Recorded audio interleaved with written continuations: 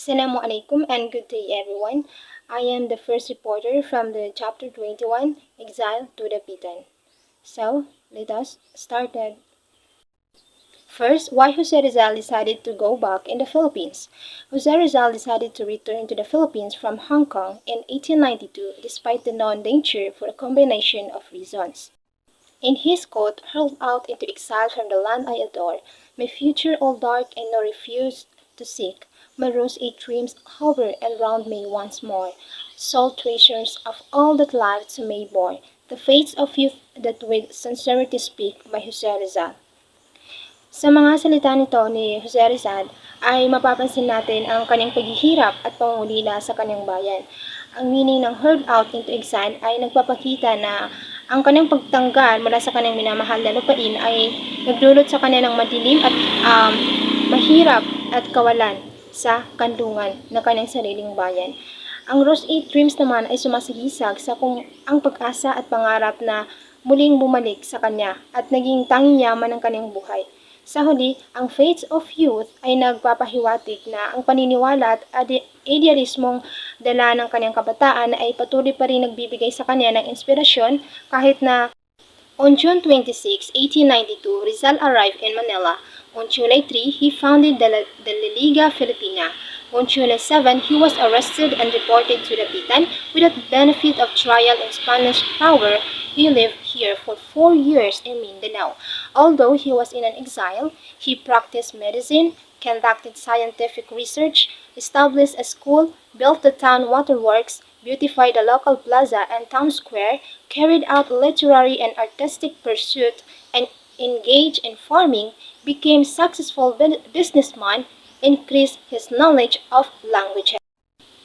Arrival in Manila. At noon of Sunday, June 26, 1892, Rizal and his sister Lucia arrived in Manila on board the small steamer Don Juan. They met a captain and sergeant of the Guardia Civil, veteran ng Manila Police to do an inspections. So, ang steamer Don Juan ay isang barko dati na yun yung sinasakyan ng mga tao dati galing sa ibang bansa. So, itong Don Juan na isang barko o isang maliit na barko na sinakyan ni Rizal at ng kapatid niyang si Lucia dito pabalik sa Manila.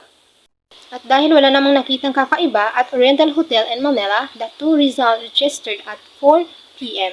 Dr. Rizal went to Malacanang to pay a courtesy call on Governor Despotio, but he was told to come back in the evening and he came back at 7 p.m. and visited his sister Narcisa in Saturnina after. That same night, Rizal met the prominent Filipino including Apolinario Mabini, Andres Bonifacio, Ambrosio Salvador, Timoteo Paez, Pedro Serrano Lactao, Diosdado Arellano. To know them well, Apolinario Mabini, known as the brains of the revolution, Mabini was a Filipino political philosopher and revolutionary. Despite being paralyzed due to polio, he served as an advisor to Emilio Aguinaldo and played a significant role in the Philippine Revolution. He is celebrated for his intellectual contribution and his unwavering commitment to Philippine independence.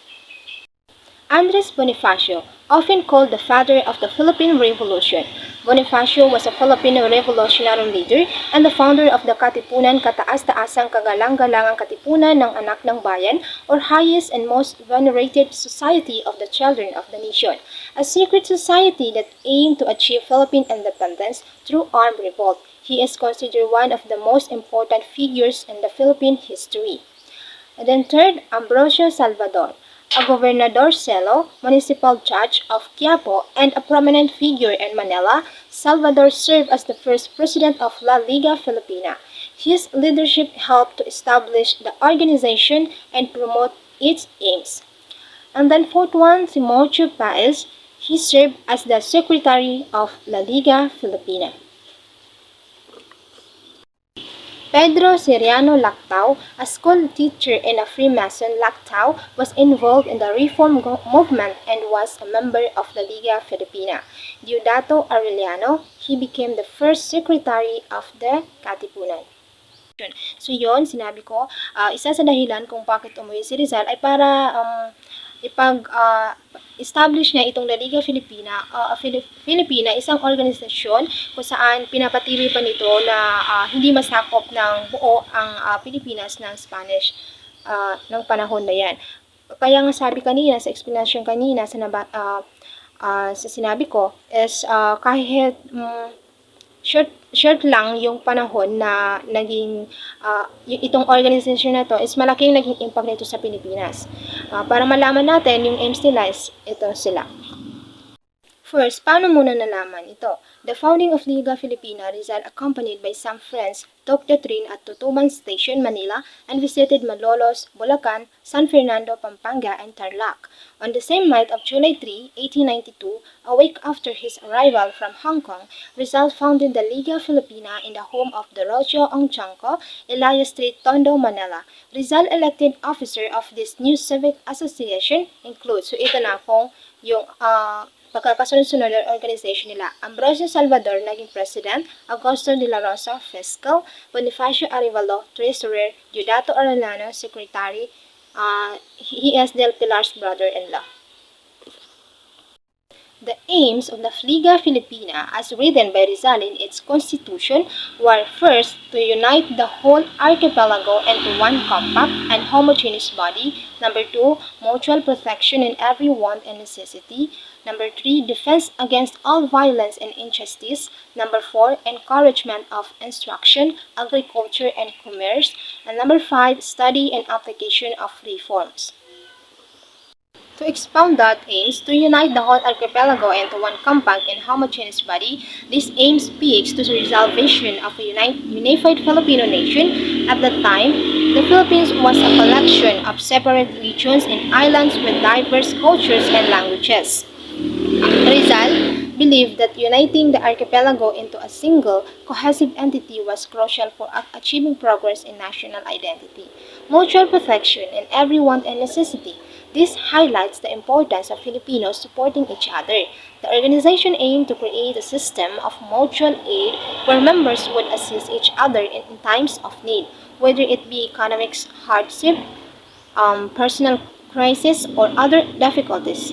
This fostered a sense of community and solidarity, empowering Filipinos to rely on each other rather than solely depending on the colonial government.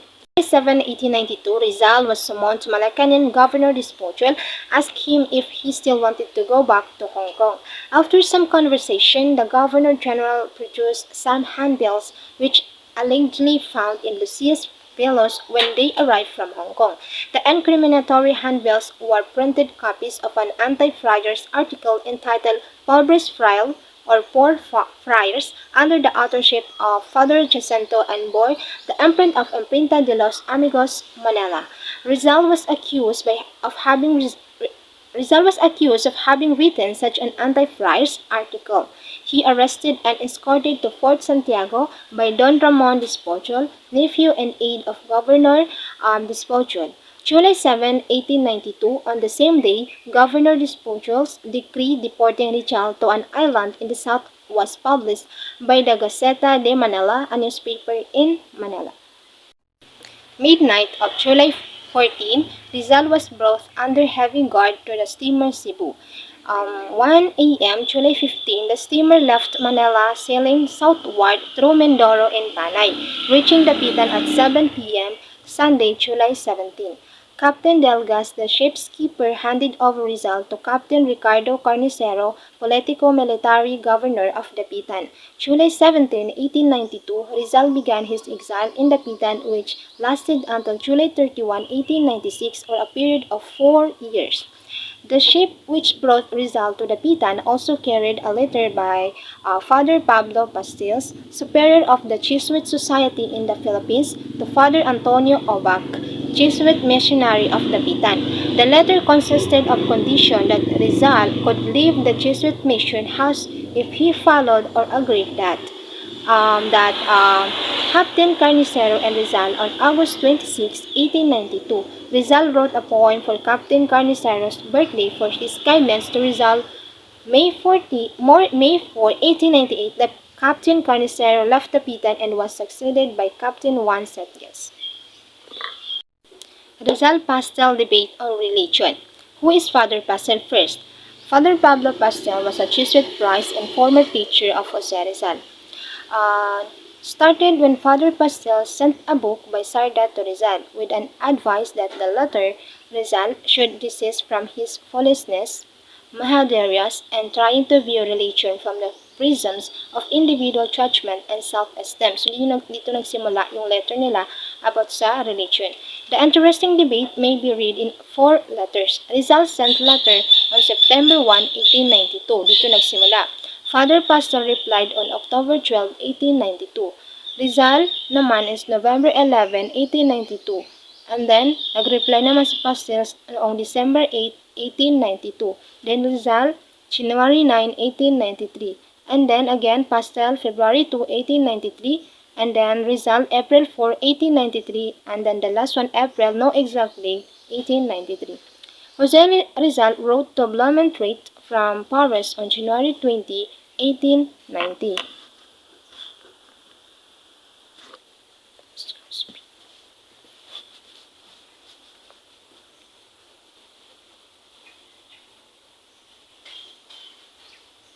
Sabi niya, I want to hit the prize, but prize who utilize religion not only as shield but also as a weapon. Castle, fortress, honor, and etc. I was forced to attack their false and superstitious religion in order to fight the enemy who hide himself behind it. Nang makarating si Rizal sa Dapitan, ang pamilya niya ay binisita siya para kahit papaano ay makulangan yung loneliness na meron sa kanya. And then, a solidarity outpost of Spanish power in Morolan, doon sa may Morolan. Among them were his mother, Sister Trinidad, Maria, and Narcisa, his nephews Theodosio, Stanislao, Marcio, and Prudencio. Sa kaning bahay, malapit sa seashore, surrounded by a garden of fruit trees, ang bahay niya ay may school for boys, hospital. He practices medicine, artistic, literary, educational, linguistic, and scientific pursuit, agriculture and business activities, and civic project. To his extensive correspondence with Blumentritt, Jesuit, Rost, Mayer, Nuttall, Kell, and other scientists of Europe.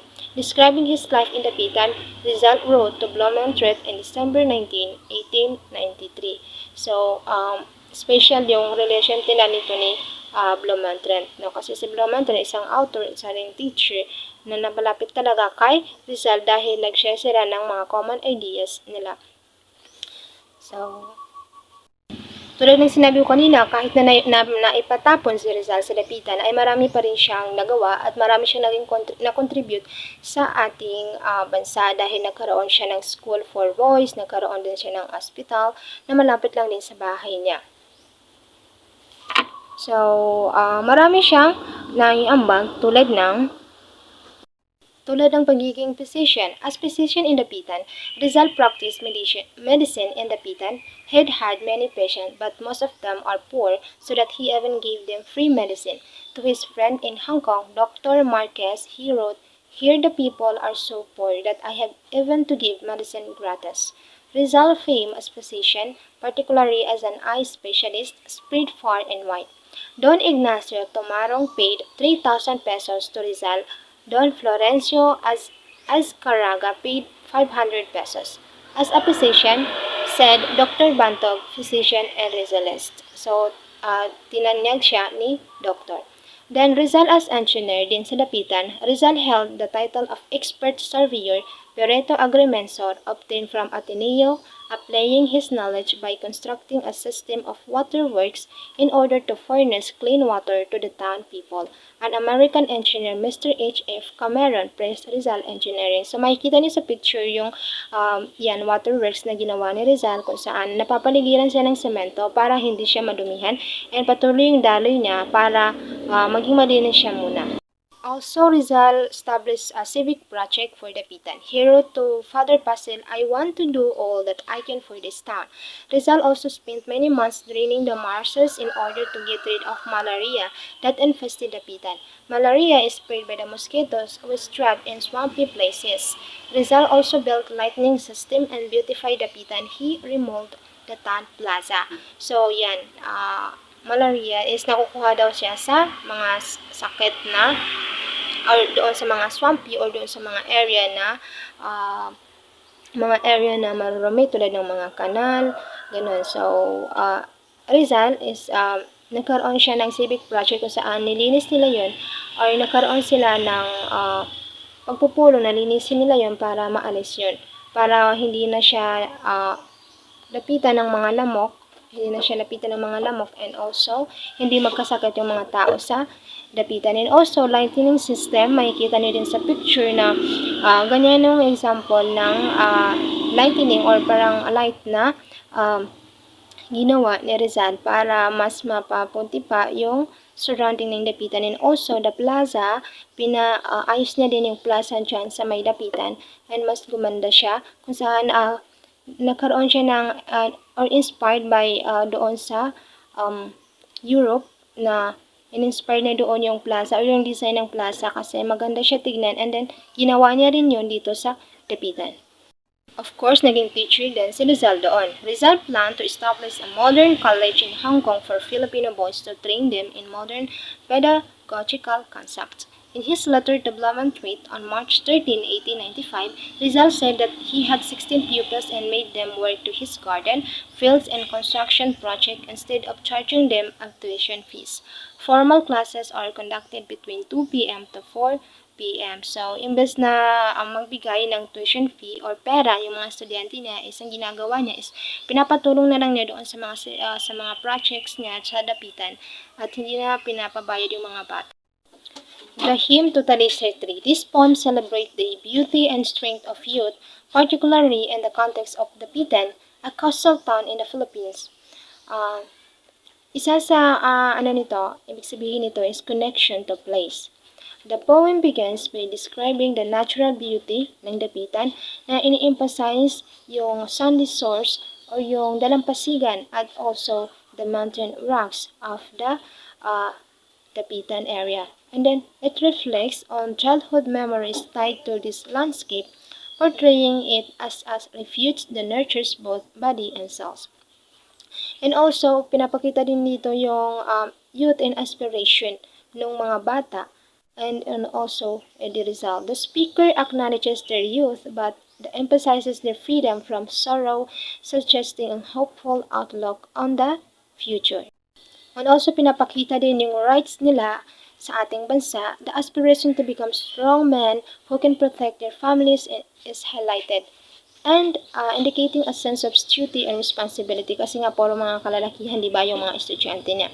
And also, the youth express bravery, stating that they are unafraid of nature's challenges such as thunder and waves. So, parang siyang yung mga Espanyol o yung mga mananakop, no, hindi sila takot doon. The imagery of games and exploration and the natural surroundings conveys a sense of adventure and camaraderie among the youth. So, since diba mga bata talaga yung mga estudyante niya and also mga lalaki na siya. And then the mention of tally science doon sa poem na yun signifies a shared identity and pride in their local culture and heritage. So, diba? So, kahit na naipatapon si Rizal, ay marami pa rin siyang na-contribute. Nagkaroon pa siya ng school para sa mga kalalakihan kung saan ipinahiwatig na dito sa mga batang lalaki na lalaki sila. So, kailangan ipagtanggol nila yung bansa nila. And also, lalong-lalo lang yung family nila kasi sila yung bravery o sila yung foundation ng bahay or home na mayroon sa kanila.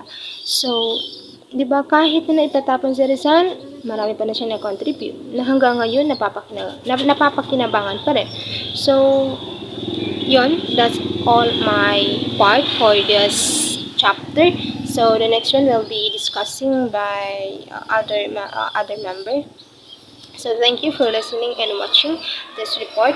Have a nice day, everyone.